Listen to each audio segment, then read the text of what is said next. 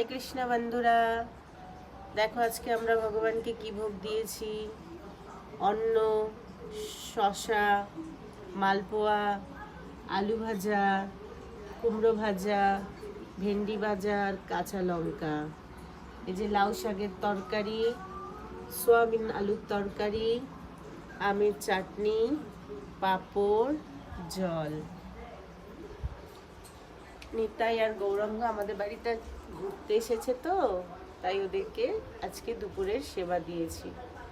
দেখো আমার গোপুসোনা কি করছে। হরে কৃষ্ণা হরে কৃষ্ণা হরে কৃষ্ণা কৃষ্ণা কৃষ্ণা হরে হরে, হরে রাম রাম রাম হরে হরে। হরি বল, হরি বল।